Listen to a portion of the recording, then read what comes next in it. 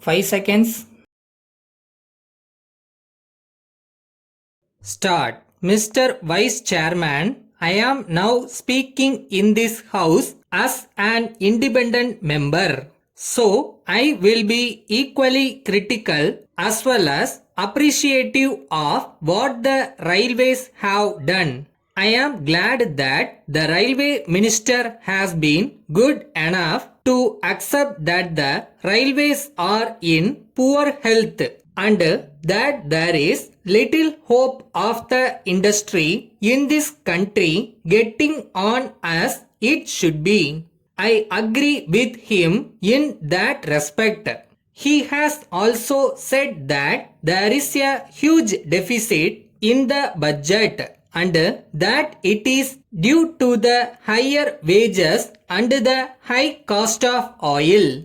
I agree with him there also. He is going to meet the deficit by raising the railway fares. I think he is quite correct in doing so because the charge should be met by the railway users.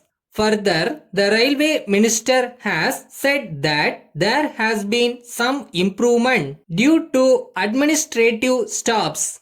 I do not know how far it is correct.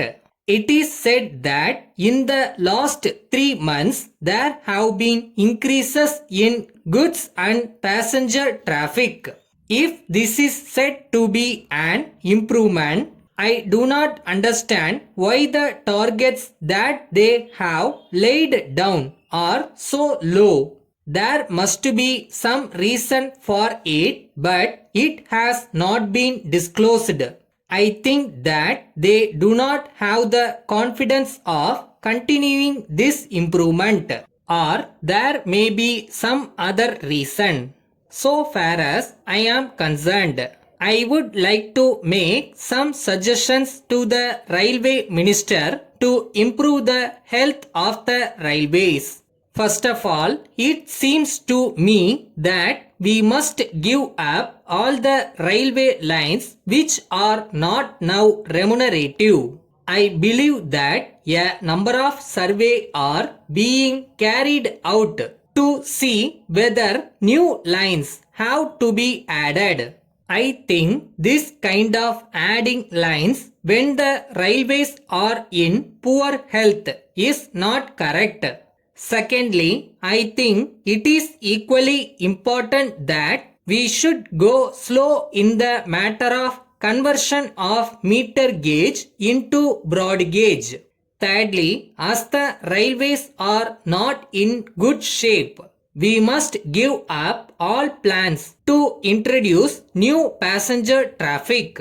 In this matter, I address both sides of the house. I may point out that we should have special trains only to transport goods from one part of the country to the other. At the end, I would like to make 2 or 3 other suggestions. One is that we should also scrap the old stock and get new stock so that accidents and delays in trains may be reduced. Then an attempt should be made to involve railway workers at all levels in the management and working of the railways so that we may avoid strikes. Lastly, we have a research organization.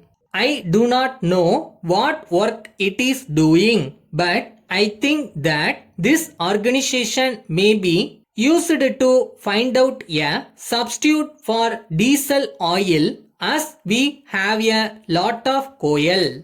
Letter from Ashokan Trading Company, Mumbai to Messrs. Guru and Company, Pune. Dear sirs, we are much obliged to you for your order of the 10th June for 2 dozen tins of white oats.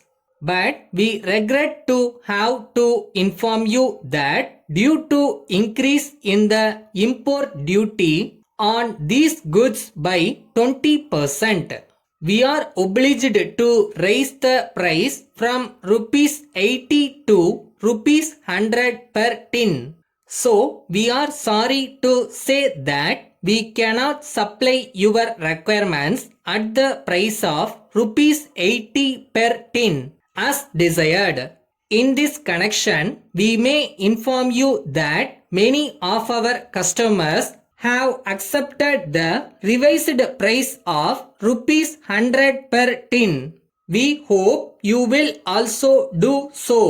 As there is no possibility of your obtaining the goods at the old price, we think you will desire us to supply your requirements at the new price. As we do not want to do this without your consent, we shall be glad to have your instructions in the matter.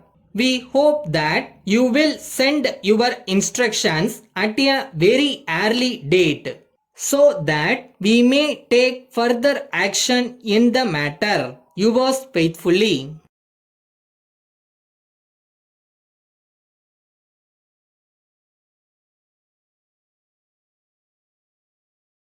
Starting எப்பயுமே கொஞ்சம் கஷ்டமாக தான் தெரியும். அதுக்காக நம்மளால் இது முடியுமான்னு யோசிக்கிற அளவுக்குலாம் போயிடாதீங்க. காலம் எல்லாத்தையும் பார்த்துக்கிறோம்.